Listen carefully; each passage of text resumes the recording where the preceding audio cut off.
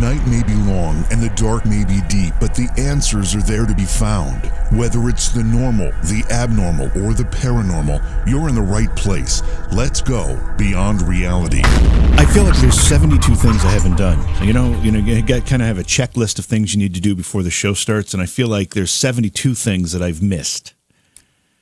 Yeah. Does everything look okay from your perspective? No, it totally looks screwed up. Thanks. That'll help me out a lot. We've got a great show tonight. This is something you and I have been talking about for as long as we've known these guests were going to be on tonight. Mark Sargent and Patricia Steere, who are the focus of a documentary that's on Netflix called Behind the Curve, which takes a look at flat Earth theory, but more importantly, it takes a look at the personalities behind the flat Earth movement, which these two are kind of, I think, the de facto leaders of. Well, yeah, and I watched the show, and I had actually told you about it, and then you had tuned in, and I thought it was going well, but I think whoever cut and edited the show was biased, and I think you could tell that. JV, I know you felt the same thing, which I want to hear people's theories. I want to get their thoughts on why they think the way they do. Whether I 100% agree with it or not, I would at least want to hear why they've come to their belief system. But I feel like that the Netflix show, the editors, the directors, whoever, sort of put a spin on it to try to make everybody in that belief system seem just weird. Yeah, no, I think you're right. And I think that, and even if it's an unintentional bias, I think that most people would go into that conversation thinking, flat Earth, that's crazy talk. And you can't help but have that bias when you go into it. But at the same time, I did feel like I left watching that film feeling as though the editors, the producers, whoever it was, had already reached a conclusion before they even started it. But I think they did a pretty good job of demonstrating the passion of people like Mark Sargent and Patricia Steere and the other people that they focused on, who were really more interested in just getting to the truth than trying to prove anything. They just want the truth. Well, and I 100% agree with that. They want definitive answers one way or another, and I think that's important. Yeah, and honestly, they seem like down-to-earth people, and that's why I've been looking forward to actually talking with them on this, because I'd love to hear their side of why they think this and what leads them down that path, and just get their ideas or their responses to questions that I've always wondered about when people talk about flat Earth. Yeah, it's going to be a very interesting discussion, and we're going to take your phone calls in the second part of the program for both Mark Sargent and Patricia Steere. They're very dynamic figures, are very passionate about what they talk about, and I expect it to be a really good discussion. Now, when is the last time you've been pulled over by a police officer for something? Well, the last time they actually were able to catch up to me, that would be, honestly, just about a week and a half ago. Have you ever felt like? And listen, I didn't get a ticket, but no, I'm not saying you did, but I mean no disrespect to members of the law enforcement community. I respect them. I give them the greatest amount of respect. Absolutely. But there are people who feel like they need to express themselves with certain parts of their hand when a cop pulls them over, especially when they feel like they haven't done anything wrong. And this happened to a woman in Washington State. In fact, it's reported, this is from the Seattle Times, but I think it's actually a reprint from the Washington Post. And a woman was pulled over by a police officer for speeding. The police officer let her off with a warning, but as the police officer was pulling away, she gave him the gesture with the middle finger. So the New England hello. I guess, is that what it is? Is that what it's called? Yeah, New England wave. Yeah, they call it. So the police officer was not particularly pleased about that, turned his lights back on, pulled her over again, actually ran into her car in the process, damaged her car, and wrote her another ticket this time, or not another one, but actually ended up writing her a ticket for the original violation that he was going to let her off for. This was, according to the victim, according to the person who gave the middle finger and received the ticket, was a violation of free speech for her because she has the right, according to her, to express herself that way. Well, honestly, you do. Let's be honest. I mean, as long as you're not being vulgar and threatening. And it sucks to say it because a lot of my friends are police officers, and then you watch shows like Live PD and stuff, and you see the crap that these guys and women have to go through. It's insane. But yeah, I mean, technically, if you gave a police officer the finger, it doesn't give you a reason to all of a sudden if he made the choice to already let you go and you gave him the finger, well, okay, but he already made that choice. He can't then pull you over and out of revenge give you a ticket. It just doesn't make sense. And let alone hit your car. Well, it just so happens the court sided with what you just said, Jay, and the U.S. Court of Appeals for the Sixth Circuit found in the case between the cop and the woman that she was within her rights of free speech to express herself that way. Yeah, it doesn't have to be respectful, doesn't have to be right, but she has the ability to do it. And that's I still think it's a wrong way of handling it. He didn't give you a ticket initially. Yeah. Why do you got to, give like that one last shot, which makes no sense. It just shows the kind of person you are. But she has the right to. Yeah. And I think in many cases, things that are distasteful are still protected by free speech, and that's part of why we get on Facebook or other social media platforms. We've got all these arguments because people want to silence other people instead of just respecting the fact that I may not agree with you, but you have the right to do what you want to. You say what you want to say. Well, and that's it. It's you might not respect it. You might not respect the person for doing it, but you got to at least respect the ability to be able to the right to do it. Say that. I mean, that's what this whole country's been built on. In a lot of other countries, you can't express anything. You either follow the line or you just disappear. I mean, it's scary.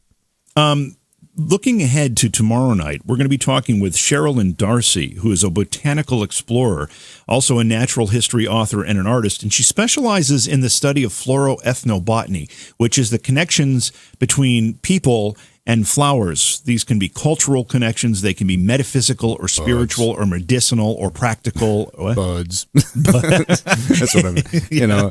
When I think of it's the spiritual connection between you and that could be bud. That can be spiritual or medicinal, right? Oh yeah. And she talks about all kinds of plants and how they affect our lives. So it's going to be we haven't talked about this before, so that should be a good conversation. No, it should be interesting. So make sure you head over to, if you haven't yet, head over to facebook.com/Beyond Reality Radio. If it actually works. I mean, Facebook went down today, Jim.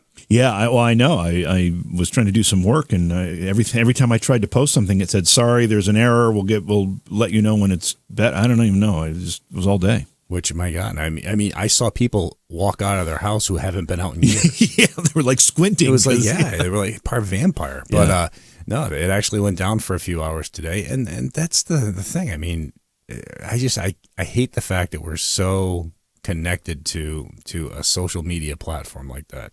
So I actually signed up for a different one, and I'm seeing how it works. We'll see how it goes. But if you haven't yet, head over to facebook.com/Beyond Reality Radio. Like that Facebook page for us.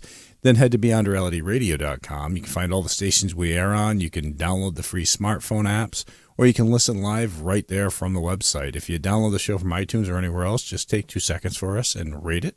Helps push the show forward, makes it easier to find, and that's what it's all about. Are you ready to have this conversation about Flat Earth with Mark Sargent and Patricia Steere? I am more than ready, and I'm looking forward to this. And again, we'll be opening up the phone lines in the second hour of the show at the number's 844-687-7669. You're listening to Jason and JV, Beyond Reality Radio. We'll be back after this. Please support the program. Go to patreon.com/Johaw. That's JOHAW. Tonight, we've got a program that we've anticipated for quite some time. We're going to be talking about flat Earth theory, but more specifically, we're going to be talking with two of the people who have kind of led the movement, if you will, Mark Sargent and Patricia Steere. They're also the subjects of a documentary that's on Netflix called Behind the Curve. Mark and Patricia, welcome to Beyond Reality Radio. It's a pleasure to have you on with us. Hey. Hello. Hey, thanks for coming on. We've been really looking forward to the show. I've got to just kind of clear this up just because I think you've both been on the program before. And I think the last time you were, we actually had a fill-in host. Bruce Markison was doing the show for Jason and I. We missed it, which was disappointing to us, but the timing worked out that way, right? Is that what happened? Yeah, that's what happened. It was about 4 months ago. Well, Well, we're happy to have you here, and we're actually happy to be here with you this time. How about that one? Welcome Great. back. Thanks. So let's this is kind of a short segment here, but I want to get both of your answers to this question. How did this whole notion of a flat Earth kind of first appear on your radar to make it something that you're interested in pursuing? Mark, you go first. Okay. I got into it in the summer of 2014. I was looking at a whole bunch of different conspiracies and got really bored with them. I mean, I literally was conspiracy bored, and everybody knows about flat Earth. Everybody hates it. Doesn't matter what you believe in. Flat Earth is not a fun topic. And I thought, okay, I'll just take a look at it. I should be able to destroy it over a weekend, and that was the worst thing ever. 9 months later, at the beginning of 2015, I just decided, okay, I can't prove the globe in a court of law anymore, so I will create a series of videos called Flat Earth Clues, put them out on the internet, and 4 years later, here we are, conferences and celebrities and a documentary and a book and radio shows, and it just never ends. Well, so and your whole thought was just putting these videos out there and getting the public's thoughts and perceptions on what you were talking about? Yeah. I thought that somebody could just shoot it down. I said, look, I consider myself a clever problem solver, but I had to be wrong about this. There's no way Flat Earth could be real in any capacity. But the internet hive mind is very, very intelligent. So it's like, okay, tell me, I put my phone number, my email address, my real name, and, broke all the internet rules basically and said, okay, come at me. And I thought some academic would have shot me down in the first 30 days, and it turned out to be the opposite. Patricia, how did you start? How did this attract your attention? Well, I was looking at lots of interesting truth topics on YouTube, and I wound up looking at a couple of videos that were debunking the moon landing, one of them astronauts gone wild, and a funny thing happened on the way to the moon. Both videos can be found on YouTube. They're by a guy named Bart Sibrel.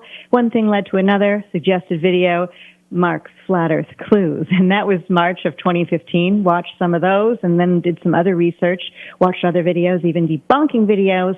And then several months later, I just had to do something to get involved in this because I realized that the Earth is not a globe and I want to jump in and try to help wake people up. So I started my own YouTube channel called Flat Earth and Other Hot Potatoes. And like Mark said, conferences, meetups, and then the documentary on Netflix and more amazing things yet to come. Well, and you say conferences and meetups, and this is a community of people that seems to be growing and growing quickly, doesn't it? Oh, yeah. Oh, yes. Very committed people with different views about how the whole flat Earth works, how it all looks on a map, how a model might work. But we all have one thing in common, that we all believe that we don't live on a ball spinning in the blackness of space. Well, and JV and I have talked in the past, and this was something that really we didn't hear much of. You might catch a little bit here and there, going back 5, 6, 7 years ago, but you never really heard much about it. But I'll be honest, lately over the last year or two, well, about probably 2 or 3 years, it seems to be popping up all over the place. Yeah. Yes. And there's nothing in it for us, meaning we're not making money, we're not being paid. Some people sell T-shirts and coffee mugs and stuff like that, or they might monetize something on their small YouTube channel. The impetus for all of us involved in this is we have found something that we believe to be vitally important for the world to know about, that we've all been lied to on a massive level. That's why we do this. We do this not as a job, we do it as a passion. How much of this is about this particular theory, which I know is obviously what we're talking about and what is important, versus how much of it is just about demonstrating that we're not always, and in many cases, not being told the truth about some of these things that we talk about? I think that goes hand in hand, which, of course, the flat Earth theory is the key to most of us. Ask anybody. We absolutely do believe in it. But when you get into flat Earth, all of a sudden it opens up everything else, meaning flat Earth is kind of the umbrella, and every other conspiracy or potential lie or everything that's been told to us over the years has to be revisited. So, and everyone knows, there's a ton of conspiracies out there. But once you get into this, it's the open-minded experience to where you all of a sudden it's like, oh man, I have to look at everything again. I was reopening dusty conspiracies that I hadn't looked at in years. So yeah, it's both, but it's an interesting journey. We have about a minute here before we have to jump to our break. And in that time, I want you both to give out your social media, websites, YouTube channel, whatever it is that you want people to know about, because we're going to continue to reference those throughout the course of the conversation. Sure. Patricia? Flat Earth and Other Hot Potatoes. That's my YouTube channel. Once again, it's Flat Earth and Other Hot Potatoes. I have a Facebook group, a very small one, by that very same name. So that's where you'll find me doing pretty regular videos, and I have been since 2015. My channel is called Mark Sargent. It's just my name, MarkSargent. The video series is called Flat Earth Clues. And, of course, both of us are in the documentary, which is out on everything, called Behind the Curve. And we actually were telling a lot of people to tune into that and check that out. And we get a lot of questions about that show when we come back, let alone just we really want to get into the basis of how the Earth is flat and how you guys actually look into your scientific testings and so forth. Mark and Patricia, I'm not sure if I don't know, do we call you leaders of this movement, important figures? No. I'm not sure exactly what to say How about ambassadors? How about that? Ambassadors, yeah. Very diplomatic. Right. Very diplomatic. So let's... in Flat Earth, all of the people who are involved with exploring truth, we prefer to think of it as a leaderless movement. But we do have ambassadors who sort of take front runner roles, and they do it on their own. No one's voted in, but everyone leads themselves. Yeah, and it's content driven, meaning if you have a channel and your channel resonates with people, and you get a lot more subscribers, you get invited to things, and you do conferences, you do speaking engagements, and you just move your way up the ladder. No one's left out. It's up to the individual. Mark, when you started you said you were kind of looking at various conspiracy theories, and the flat Earth idea, came into your view, and then you created some videos expecting them to be challenged. They weren't necessarily. Was there anybody else doing that kind of work at the time, or were you pioneering this? Well, there were a couple guys that were doing. That's funny you'd mention that. There was a couple guys from Europe and a guy from Thailand and another one here in the States, a Canadian, as a matter of fact, who was just visiting the States. But the stuff they were making were kind of, if you treat it like a university, they were introducing like 200 level and 300 level books. It was pretty advanced stuff. And the stuff that I came out with literally was 101, Flat Earth 101, which is Flat Earth Clues. I mean, there was almost no math in it, and so when I got into it, it helped because then people could jump from my stuff backwards to their stuff, and then everything moved forward. So it ended up being symbiotic in a way. It was kind of cool. So you kind of brought in Flat Earth for Dummies. I did. That's about as good as way. If Flat Earth is a university, I am the freshman recruiter. No question. So let's talk about this documentary for a minute. First of all, when was it made? I know, from what I can tell, it was recently put up on Netflix, and Jason and I both watched it recently. When was it made, and how were you approached to be part of it? Sure. It was shot initially. I was approached in April of 2017 by a film team out of Los Angeles called Delta V, and they were trying to come up with a human interest piece, and they thought it'd be a cool topic. And we shot most of 2017, all the way from we really started kicking in May, and then grabbed other people and got them involved, and then the big climax was down in North Carolina at the conference in November of 2017. Then they edited for a couple months. It started hitting the film festivals in April of last year. Patricia and I got involved with some of the film festival stuff. We went to the premiere in Toronto. It did 22 film festivals in 7 countries, and then was released in November on iTunes and Amazon and YouTube. And then finally, just a few weeks ago, that's when Netflix picked it up. And again, I completely underestimated their market share because that's when everything just exploded. And now I have a hard time even looking at my schedule. It's that cluttered. Did you, either of you, have any kind of creative control on this, or were you just purely subjects of what the camera were pointing at? No creative control whatsoever. They shot so much that was left on the cutting room floor. That could make a couple different movies, actually. So, we didn't really know what they had in mind, although they told us it would be an unbiased look at Flat Earth and the community. And so we said, sure, we'd love to participate. It turned out to be more of an opinion piece.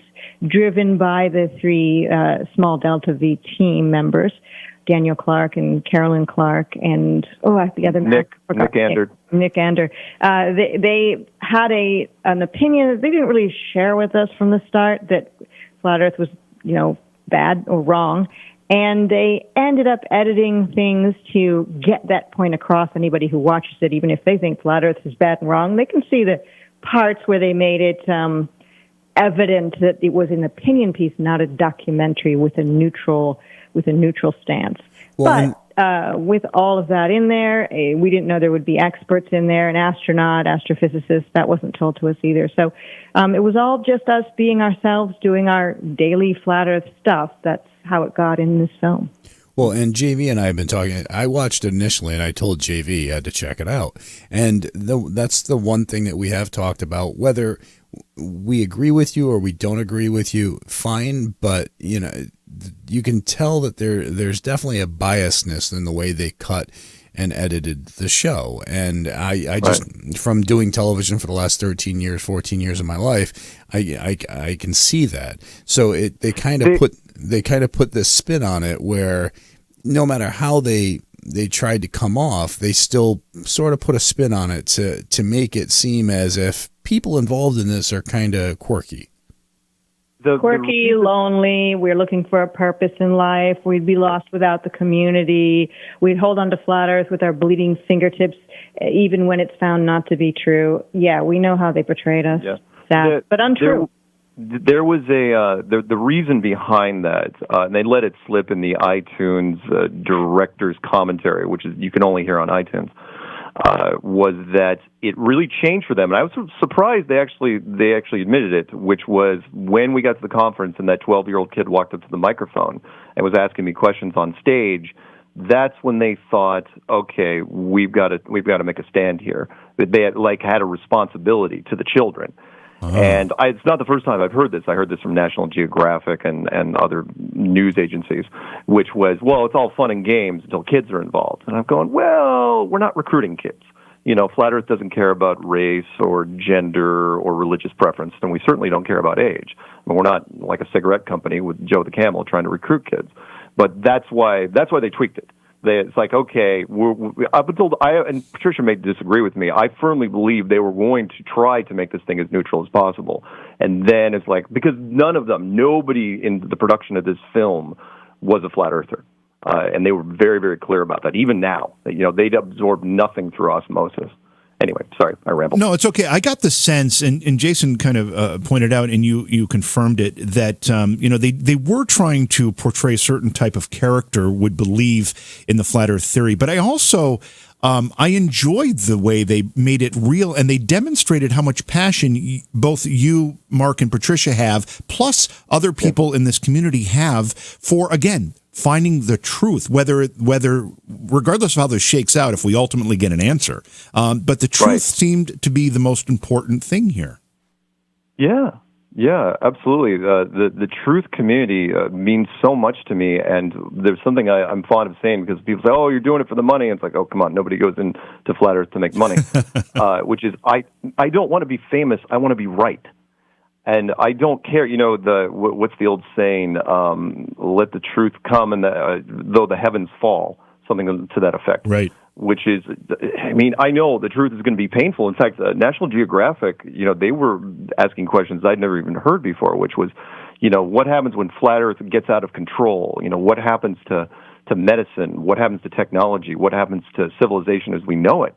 And I said, look, there's going to be some growing pains. The truth is always does that, which is why, sorry, not to quote somebody real quick, Franklin Delano Roosevelt, our old president, when he said, only tell the public as much truth as they can handle.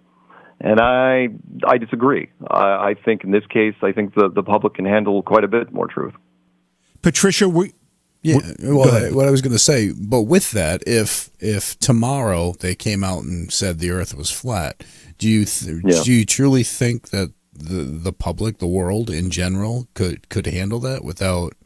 I mean, of course, there was a time that everybody thought the world was flat, and then they said it was round, and that threw everybody for a hell of a curve.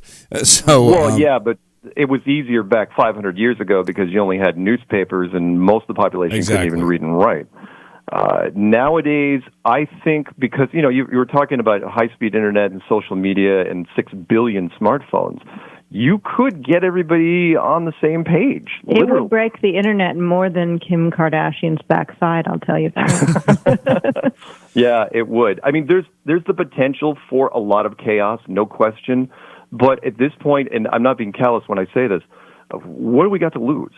I mean, we've already messed up a lot of stuff in this world. So what do you got to lose by telling people at this point? And I honestly think that because we've gotten help from Google and YouTube. They have not stopped us in any way, shape, or form. They have only recently said they're thinking about slowing us down. Well, it's interesting you say that because I'm a YouTube creator as well, and I get those video updates. I don't know, the creator channel, whatever it is, and I watch. Oh, the update, yeah. They explain their policies and they talk about different things for creators. And one that just came through very, very recently specifically said, and I took offense to this because we talk about flat Earth and other topics that have similar controversy on this program. They said that certain topics will now be I'm trying to remember relegated to a lower standing in search. And one of those things they specifically said was controversial topics like flat Earth theory. And I don't know if you saw that, but that was Google, like within the last couple of weeks. Yeah. When Google made an announcement recently, I mean, heck, we were in front of I think it was a Senate subcommittee last year, where Google they were trying to address some of what they called fake news problem, and of all the topics they brought up, they brought up flat Earth. And when the story you're mentioning just came out a few weeks ago, where they said, okay, they made a press announcement. We've said we are going to not recommend as much on the right-hand search bar. 3 topics such as, and the 3 topics were snake oil, which was interesting, like metaphorical snake oil, 9/11, and flat Earth. That's right. And it's like, wow. If there was no truth to flat Earth, why would they be mentioning it? It's just a little crazy, kooky conspiracy, tinfoil hat wearers. No one believes that. We've got pictures of Earth from space. NASA provides them. You've got to think about, why is it mentioned? Why did President Obama, during his presidency, mention flat Earth twice in speeches for no apparent reason? Flat Earth is something that's being hidden, but also weirdly being allowed out in public consciousness. So maybe it's not that it's going to be on the internet tomorrow and everyone will go nuts. Maybe somehow there are a few people out there who are allowing it to escape little by little, drip fed into the public consciousness. Well, and even beyond that, and before we take a break, the whole basis of YouTube was designed for people to create content of their thoughts and their belief systems and so forth, content just to get it out there and share with people. So now to be sort of trying to cut the legs off of those people is just ridiculous. Yeah. The name YouTube is you having the chance to be on the tube. And if they're making that not possible anymore, it needs to be a name change, maybe like to only certain people tube. Yeah, right. Restricted tube. I have one more question before we jump to break here. I wanted to ask you, Patricia, you expressed your feelings about the documentary, and I think we agree that there was a bias associated with it from the filmmakers themselves. However, do you think it has helped the cause? Well, it's made a lot of people, just from my own personal experience, subscribe to my channel out of the blue ever since it came out on Netflix. And are these people only subscribing to hate watch Flat Earth or hate watch me? Maybe some, but not all of them. I think it sparked interest. And so therefore the filmmakers, maybe their number one plan was to have a successful film and make money, let's face it. Yeah. But their other plan to kind of, put a damper on Flat Earth is backfiring, because look, we're talking to you about it. People are talking about Flat Earth more than ever before because the documentary is out. Even if it showed us with quote-unquote failed experiments, which we'll get to later, everything's not as it was presented. But, it's created a new wave of interest in Flat Earth. So it's continuing to grow. It's certainly not slowed down at all. We're talking with Mark Sargent and Patricia Steere about the documentary Behind the Curve, also their involvement in the Flat Earth movement. And this is a short segment, so I want to ask about how actually, more specifically, why is this such a passionate topic, not for just the people who are in your camp, who are trying to present a case that the Earth is flat, but for the other side as well. And I'm not even talking about, the people who have something at stake. I'm just talking about people in general. People get very emotional about this discussion. Yeah, people get angry, super angry, and they can start screaming at you, even if you mention that the Earth might not be a globe, or that NASA potentially, people way high up in NASA could be lying. It could literally start a fist fight. Yeah, it is the most polarizing thing I've ever seen, and I don't care what you're talking about, whether it be, gay rights or black rights or women's rights or abortion, stem or cell veganism, or even veganism. I mean, flat Earth is, and the reason is because it's the only conspiracy you can't walk away from. Meaning, and I've had callers that'll come after me. That famous one from a couple of years ago, where he says, "How dare you, young man? How dare you tell me the world isn't what I think it is?" Because every other conspiracy, you don't want to look at 9/11 or Pearl Harbor or JFK or take your pick. You don't have to.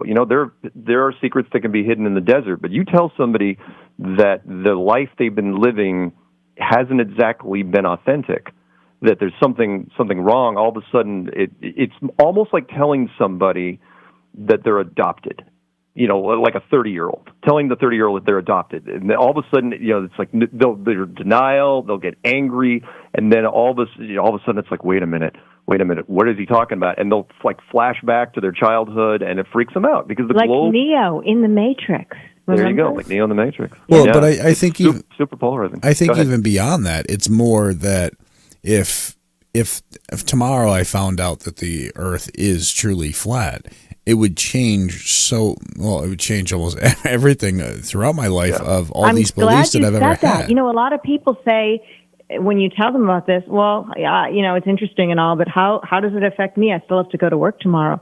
But you actually can see how it would affect you. That's cool. Well, absolutely, because then it would open up endless other doors about, so if we are in some sort of a dome-type structure, like some say, well, then there has to be something that has created all this, or whatever. Yep, so it opens up. Point, which wasn't really addressed much in the documentary, although I think all of us did talk about it. Well, I came from a world where my father used to always tell me, you could be a speck of dust under the nail of a giant for all you know, but because you have no idea what your universe is really is, or what it consists of, or what it's made up of, or what's bigger than it, and what it's inside, and the list just goes on and on. So you can just roll with that. And we've got a ton more of stuff that we're going to be getting into. Yeah, we made the mistake of opening up a can of worms here when we have 30 seconds to talk about it. So we'll revisit this question on the other side of the break, and we will take your phone calls too at 844-687-7669. All right, our guests are Patricia Steere and Mark Sargent, and we are talking the Flat Earth Theory. So make sure you tune in, check it out, and give us a call. You'll listen to Jason and JV Beyond Reality Radio. We'll be back after this. Please support the program. Go to patreon.com/Johaw. That's JOHAW. There are certain topics that elicit a very, very emotional response that we feature on this program. A lot clowns. Clowns just elicit fear. Anybody who paints a smile on their face, they have issues. By a lot of people. And one of the topics that does that is flat Earth theory. And tonight's guests, Mark Sargent and Patricia Steere, no strangers to that emotional response. We will be taking your phone calls to join this discussion at 844-687-7669. Mark and Patricia have been involved in this discussion for quite some time. And we've talked about that emotional response that they get. And one of the things that I think I know the answer to, Mark and Patricia, but I'm going to ask the question anyway. Let's say that we did wake up tomorrow and we had irrefutable proof that the Earth was flat, as opposed to what we've been taught all our lives. I'm still going to look up and I'm still going to see what I consider to be the sky. I'm still going to look down and I'm going to see what I consider to be the ground. Gravity's still going to pull me in the same direction. What does it change? Okay. So I'll do it rapid fire, which is three main things would happen. One would be academic, the second would be economic, the third would be religious. Let's do the easiest one first. Academic. Astronomy and astrophysics labs in every university would close, and they would close indefinitely until they could figure out what to do. The remaining physical sciences, geology, hydrology, archaeology, biology, take your pick. Those would have to be literally rebuilt from the ground up because the ground has now changed. Economically, potentially you would have to shut down world markets for several months just to figure out what happens when the dust settles. I mean, if Donald Trump got pneumonia tomorrow, the market would be affected, and that's just one guy. But the biggest would be what you mentioned earlier, which is if this place is built, if it is a building, then it was created by something or someone. And you're asking the five religious houses of this world, the big ones, Hinduism, Buddhism, Judaism, Islam, and Christianity, you're all of a sudden giving all these groups leverage against science, who has built this massive foundation over the last 5 centuries. Between those three things, that's one of the shortest X-Files smoking man meetings ever, which is, okay, what's the worst that could happen? And then all of a sudden they just rattle off that stuff. It's like, yeah, we got to keep this thing a secret for as long as possible until we can figure out how to disseminate it to the population. That's what they're worried about. Men in power do not take chances if they can help it. They always hedge their bets. Well, let alone NASA would shut down, and then I'm sure, then I'm sure a huge factor would be, where's all that money? I mean, NASA. How long have they lied to us? Where's all that money gone that we supposedly have been spending on all these things going up? So there's all these other factors that come into play. And yeah, like I said earlier, all of a sudden, if we're in a dome, well, then there's something that has created that dome. So now we feel like all of a sudden we're ants in one of those little ant home things that people buy, get at their home, and we're being watched. So it opens up these endless questions and fears. Right. I mean, are we being watched or are we being protected? And if so, either way, by what or whom? Whose God or creator is it? Or that list goes on and on. But in the end, after all is said and done and the smoke clears from all the drama that'll occur, perhaps things could become better here where we live. We, instead of shooting money up into the sky that goes nowhere and does nothing when it comes to space programs all over the world, we could use that money for, the huge homeless population, for education, for real science here on Earth, for better health. Maybe less when it comes to the pharmaceutical industry, more with natural cures. We could see whether or not across the plane there are quote-unquote aliens, not coming from Mars or Jupiter, but coming from further than we're able to see now on this plane that we live on. Let's we've got so many questions, but I want to take a couple listener calls here so we don't have to make people wait too long. This is Michelle in California. Hi, Michelle. Welcome to the program. Oh, thank you. Hi, how you guys doing? Good. Welcome to the show. Thank you. So I'd like to touch on something you said. Let's say we wake up tomorrow with irrefutable proof, and, what difference would it make? And hi, Patricia. Hi, Mark. Hello. Hi. Yay. So we do have that irrefutable proof, which is being censored heavily by all these CIA-controlled programs that are now being exposed heavily. So, and what difference would it make? I mean, it makes all the difference in the world. It, like you said, it leads to a creator, and it also leads to the question, well, why the hell am I here? What's my purpose? And so I think it makes a big difference. And we now have proofs that are showing we've been lied to on a massive scale. Well, I think even beyond the CIA, I mean, CIA, you can figure the United States would be manipulated or however. But now you're talking about multiple countries and multiple people in high positions that are staying with this cover up. So it really makes you wonder. I don't know how many people out there could keep quiet if they knew this. Well, compartmentalization, I mean, it's on a need-to-know basis. I mean, you can cover it up very easy. The telemetry data can be hidden. It's only the higher-ups will know about it, and they can easily lie about it. That's a good point. Thank you for making it, Michelle. I want to ask Mark and Patricia kind of a take on what you just said, Michelle. You had 400,000 people, from what I understand, working on the moon landings, and we'll get to that in a second. But 400,000 people couldn't keep their mouths shut. So were those people thinking they were, assuming that if we follow this thought process, the moon landings were not real? Were those 400,000 people thinking they were doing what they were doing? Because I can't imagine all those people could keep a secret. Oh, they were all honest workers doing the right thing, going to their jobs proud that they were building pieces that would go on something that would be on the moon. All of those people were great. People who knew people, whose uncle's cousin's brother built something that went on a space shuttle or went on the Apollo mission. Those people were wonderful people just doing their job. And there's only a small amount of people that actually knew the truth, and that's pretty easy on a closed sound stage to have just the astronauts and a director and somebody doing the filming, and then somebody to put the images together so that it looked like it was what we were presented with. So maybe like 10 people, maybe? Not very many. You wouldn't need many. Let me use the Capricorn 1 movie reference, which was really the only guys that knew were the high brass and the telemetry guys, the guys that were controlling the data. And which is why, by the way, you had to erase accidentally every tape from the Apollo programs. All the telemetry data has been wiped out.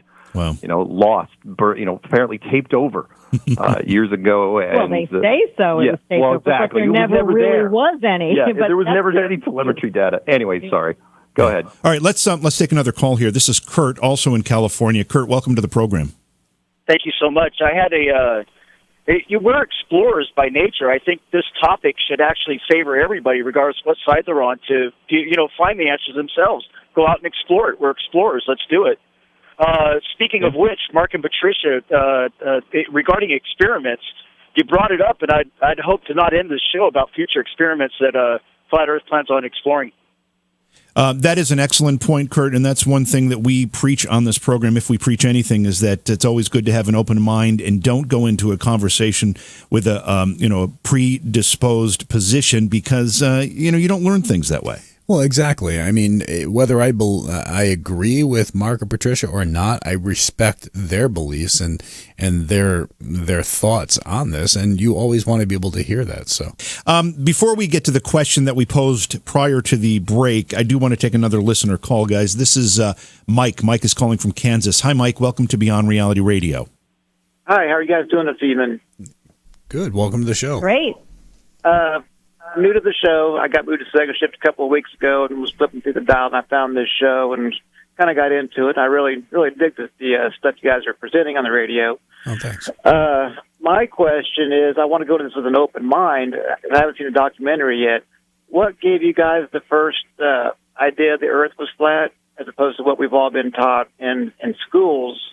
And listening earlier about experiments, I wanted to give you guys, before I watched apparently it's one-sided documentary where they made you guys look fairly bad, I guess, from what I've heard. What made you guys first go on and thinking it was flat, and what did you guys do to prove your theory? And I'll listen on the radio for your answer. Thank you for your time, guys. Appreciate it. Okay.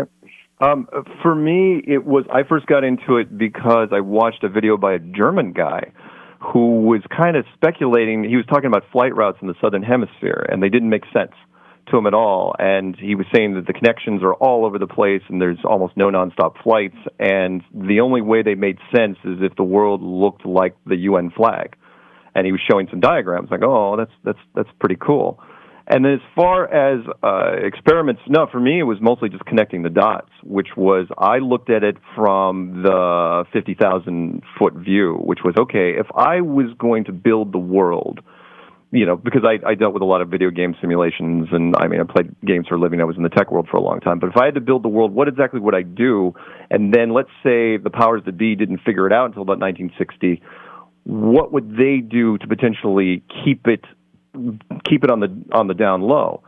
And everything that they did was flawless in that regards. Everything that the government did was flawless, and every design aspect that I looked in this world was genius. So for me, it wasn't about experiments; it was connecting the dots. Patricia? Well, for me, just looking at the moon landing was my first clue, and then as I said earlier, Mark Sargent's Flat Earth clues helped me fill in the blanks. But yeah, looking at the impossibility of the entire NASA space program and the moon landings with the technology that we had way back then, and how we've not been back, and that there's no rational explanation for that, and how they cannot, even to today, construct a craft that could go to the moon. They say they've lost the technology and lost the telemetry data to do so. We all know technology doesn't go backwards. By now, we should have those flying cars that we heard about when we were children that we might have when we were adults. By now, we should have the moon colonized. I mean, 50 years ago till now, and nothing's happened. To me, that's just a big red flag. And then as I did research, more and more red flags unfurled. Well, it's scary when you think that I got 1,000 times more memory and capabilities in my watch than they pretty much did. In your cell phone. And then they did on the shuttle going up. Yeah, that's kind of scary. We don't have time to address these other questions before our next break, so we'll hold them to the other side. But I do want to go back to the documentary for a minute. Was there more information that was presented and filmed and offered to the filmmakers that they intentionally ignored? Yes. I mean, the science. Yeah. Just about every aspect of the nuts and bolts of Flat Earth was removed. You got to remember that they shot for 7 months in locations all over the United States, and they had to whittle it down to 99 minutes. So they edited out just about every monologue I ever did, everything that Bob did, for example, with the experiments when he was talking about the gyroscope.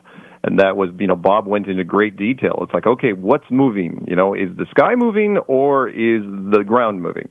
Or in Jared's experiment, everything around the experiment that he did. You got to remember, they only showed 6 or 7 minutes of Jared's experiment and didn't talk about any of the problems he was having until the credits started rolling. I was stunned that they even left that in.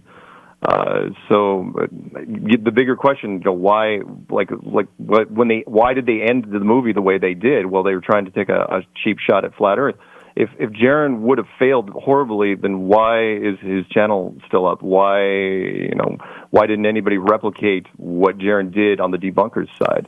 Well, anyway, sorry. And I can totally understand, especially all the stuff being left out for the fact, even when we were doing the show Ghost Hunters, we'd be on a case for 3 weeks, and we've 4 camera guys, let alone our cameras and everything else. And by the time you're done, you're taking all that footage, hundreds and hundreds of hours of footage, and you're whittling it down to 46 minutes or 42 minutes because of commercials. And, so there's a ton of things that gets left out. And on your show, I'm very, very sure that they most likely left out a ton of stuff that would have helped support you guys. Versus if you had found a ghost, let's say, but if somebody putting it together wanted to show you didn't, they just leave that part out where you found the ghost, and the film becomes completely different. It is that easy. And the people underestimate the power of editing. That little cheap shot that the director took at me when the green button shot, which was, and he just ran into that on accident, which was, he lingered on the green button after we left, and it's like, all I have to do is pull out Mark hitting the green button in the beginning, and voila, Mark misses the green button, meaning he missed the obvious, which means the globe is obvious. Mark misses the globe. Quick question before we have to go to break here. If the higher-ups, I'll say, of NASA and other organizations like that are trying to keep this a secret, why on earth would they have gone up into space to begin with? It seems like they just would have avoided that altogether. And if you would like to join the discussion, the telephone number is 844-687-7669. Mark and Patricia, before the last 2 breaks, I've posed questions. We haven't had time to answer either of them. So let's start with the one I posed just before this particular break. If there was something to hide, and people in the upper echelon of NASA or the federal government or wherever they are knew there was something to hide, why send a rocket ship up into space anyway? Okay. So, and let me rephrase that, which is, why would you have to fake the space program? And that is because if you don't, sooner or later, the private corporations are going to get involved, meaning that you have to militarize space. It was something that bothered me for a long time, which is, why would you fake the Apollo program? Why? I never came up with a good enough reason for that years ago, which was, okay, fine, wave the flag, rah, rah, go USA, we're the greatest. I get that. It's a good answer, but it's not a great answer. When you get into flat Earth, it kind of answers itself, which is, okay, you don't want to fake the moon landing. You have to. Because if you don't, eventually, remember, because NASA is just a compilation of different corporations like General Dynamics or Boeing or McDonnell Douglas or Lockheed Martin. And those corporations make the parts for NASA. Well, those are the heavy hitters. They could actually do their own space programs eventually. You do not want them teaming up with other corporations. I don't know, like people that want to advertise, like a car company or Frito-Lay or Coca-Cola or something like that. Militarizing space and keeping it under government control is the easiest way to do it. You go there, you fly multiple missions or fake multiple missions really, really quickly, even though they make no sense. I don't even want to get into the Van Allen radiation belts. And then in 1972, you just pull the plug and say, well, there's nothing to see here. Ratings are down.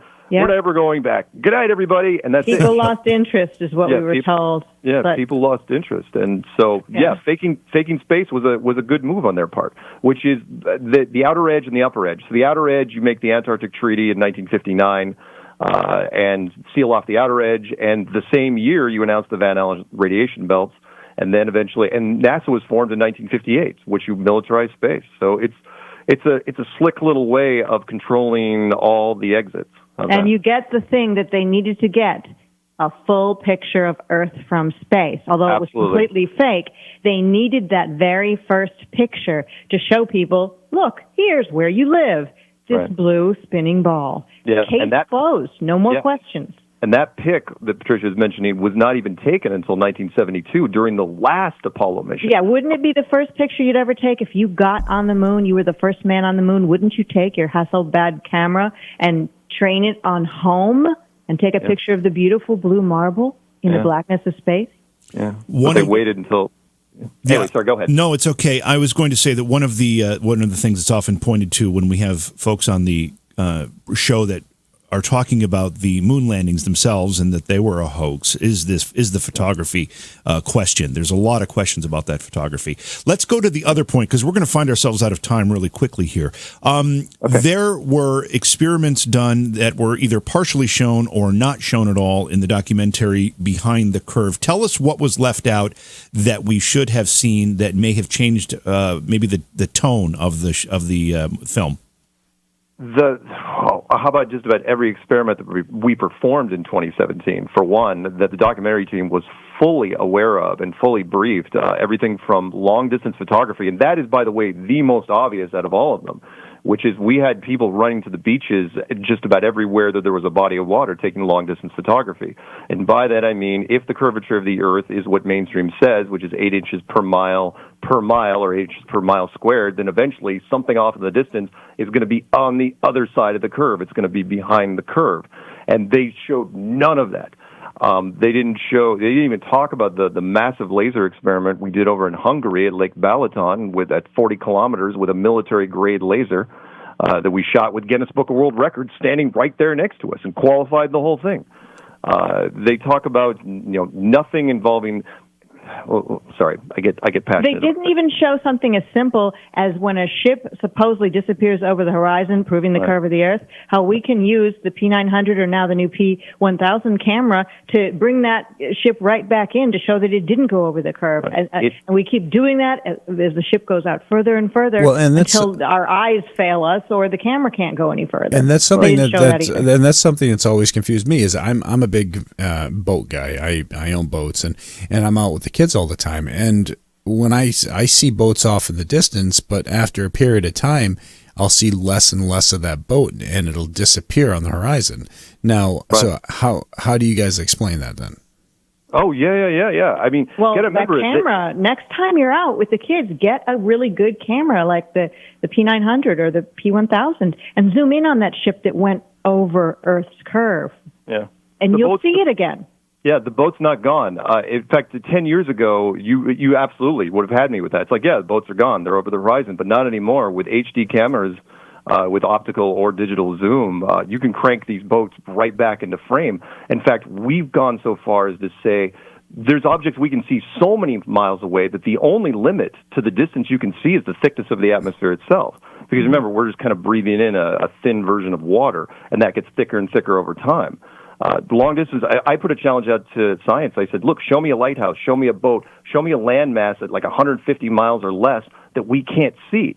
Because at 150 miles, you should never, ever be able to see it. And we can see it in all light conditions, all weather conditions, and amazing distances. And now we're using infrared, which is a brand new aspect that wasn't around in 2017 that was utilized for Flat Earth to be able to see even more clearly, much further than the measurement of 8 inches per mile squared that NASA and science gives us for this rotund ball we supposedly live on.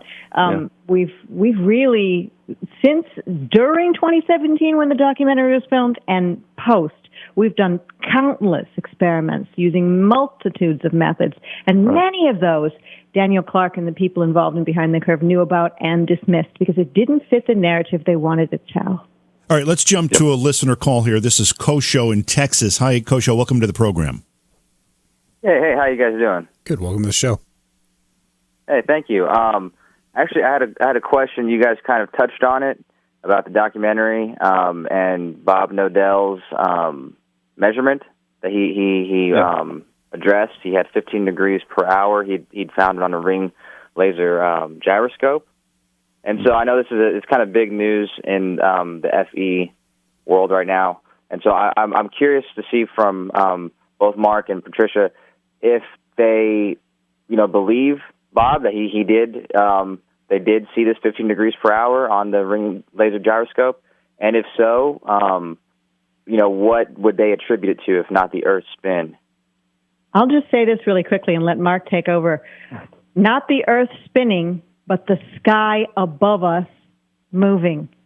Just imagine a still Earth, and what's really moving when you look up is the sky moving. Right. That's it in a nutshell. Yeah, I really couldn't probably elaborate that much more. I mean, everyone's seen the time lapses of everything at night, and which is what all cultures have witnessed for thousands of years, up until about 500 years ago, where they saw the sky moving. So the question is, why did it change? It's because science got involved and they changed the rules. And they just told us, no, it's not the sky moving like you can clearly see. It's you that's moving. Yeah. Even though they had no way to look at the Earth in that manner. They had no way of they told for 500 years, they said, oh yeah, it's a globe, it's a globe, it's a globe. Even though the highest you could ever go was a balloon for the longest time. We didn't even have aircraft until 100 years ago. Anyway, go ahead. Okay. Is Kosho gone? Curious, what does the sky have to do with that? Because the sky is moving. Yeah, that's the rotation that the gyro was picking up. Yeah, is the gyro picking up the ground or is it picking up the sky? Mainstream science will say it's the ground. We're saying it's picking up the sky. All right, thank you for the call, Kosho. We appreciate that. We only have a few minutes left. I do want to ask you about your conference because I know it's a couple years you've been doing this now? Yeah, we did. The first conference was in 2017 in Raleigh, and then we had one in Canada and one in Denver in 2018. Oh, I'm sorry, and one in London in the UK. And this year we've got, 8. Amsterdam, New Zealand, England. New Zealand, Calgary, they're all over the place. Oh, wow, okay. Dallas. All right, well, that's terrific. Oh, Jason, Mount Shasta as well in California. Yeah, Patricia and I are heading down to the New Zealand conference here in about a month. Oh wow! Oh, that's amazing. Yeah, Jason and I are hoping to hit one of those at one point. These conferences, first of all, how many people do you get at any of them in particular? And then what's the tone? Is it a debate or is it an educational experience? What's the effort there? It's kind of both. I wouldn't say much of a debate. First of all, hundreds of people, definitely, depending on where you are. 200 to 600, but I know that this year around, it's going to be perhaps maybe more, depending on the location, of course. Right. But it's really kind of a giant party because for a lot of these people, unless they're going to the regional meetups, it's the first time for them to be around others that aren't giving them any grief, friends and family and coworkers. So the energy it just becomes cyclical because people are just getting, like in Raleigh, nobody slept for like 4 days. Everyone was you couldn't even get them out of the lobby into the presenters area because they were just so excited. There will be debates at some of these, and there also will be street activism at some of these events as well. Right. And, then of course there's going to be different workshops at some of them. So, aside from just different people in the flat earth, such as Mark, myself, and others getting up and speaking at a podium and showing slides, there will be many different facets. I don't want to simplify this, but does much of this argument come down to a creator? Some people think so, some people don't. I think we have some atheists in flat earth, and we have some true believers in flat earth too. At least half of the community, I can't speak for other countries, but at least half of the community in the United States are strong Christians. And the religious side of Flat Earth, yes. In fact, I won't say his name, but from a strong Christian advocate, he said, I've never seen anything bring people back into spirituality like Flat Earth. And he goes, I've been doing this my whole life. But when you go to a conference or a meetup, it is not a revival at all. There's people of all sorts of everything there. Yeah. So there may be at one time a Christian speaker on stage, and then in another room there's a speaker who's talking about something completely different. Yeah. But I would there think are a lot also of people that know chapter and verse. I will say that. And I've learned more about chapter and verse in the last 4 years than I have probably in every year before that. Well, I would think if the Earth was found to be flat, then the atheists, it would open up all these new doors for the atheists because there would have to be some, especially if we're in a dome, there would have to be some sort of a greater power that was able to do that. At the very least, there's some sort of greater power, but again, one man's advanced civilization is another man's deity, so kind of split in half. Well, exactly. If there's no Big Bang, which is what Flat Earth, and this whole thing was created, then something made us.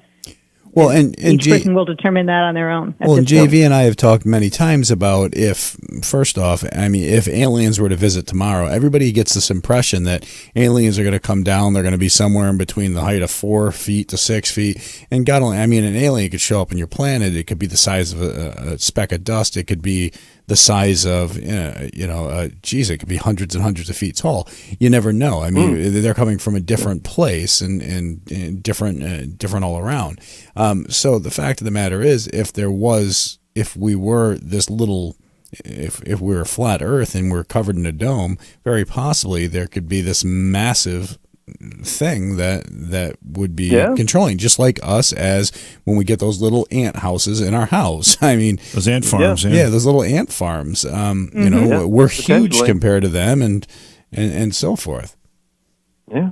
It's very, very possible. I'd like to think that there are older versions of our civilizations, still remnants of previous civilizations, still lying around. And at the very least, whoever built this place, did God build it or did God subcontract out the work? Not sure. All right. Well, we have run out of time here. We have enough time for you both to give websites, YouTube channels, Facebook, whatever you want to do for people who are more interested in following your work. Patricia? My channel is Flat Earth and Other Hot Potatoes on YouTube, Flat Earth and Other Hot Potatoes, and I have a small Facebook community page by that very same name. And just go into Google or YouTube and type in Flat Earth Clues.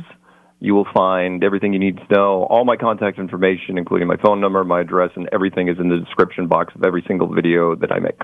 Well, Patricia and Mark, we got to definitely have you back on because 2 hours was not enough time. Not nearly enough. Not nearly enough. So, but thank you so much. Thank you for having us. We appreciate it. Thank you both for coming on and hanging out with us, and we'll talk to you again soon. I have to believe that back, and I should have looked it up before we came back from the break, but I have to believe back when the prevailing theory was that the Earth was flat, and there were heretics, so-called, that presented the notion that the Earth was round. If the controversy was as great as it is now, as people look the other way. I don't think so, and I think they made a good point. You have the internet, you have all these other things now, so many more people can see something at once, and I don't know. Although I do think they actually imprisoned people and maybe tortured them, and killed them. Yes, if for those ideas. It'll be interesting. It'll be interesting to look into that a little more deeply. But that was a great discussion. I really enjoyed it. It was, and I got to give them kudos. First off, they did the show on Netflix, and I agree with Patricia and Mark. It definitely seemed there was some biasness in the editing, and so whether you believe them or not, just put the information out there. Let the people, let their information go out there, let your information go out there, and let the world decide. And I think that's the most important thing. The minute you start putting a spin or your own little spin on something, you're kind of trying to get people to side with you over somebody else. I just don't think that's right.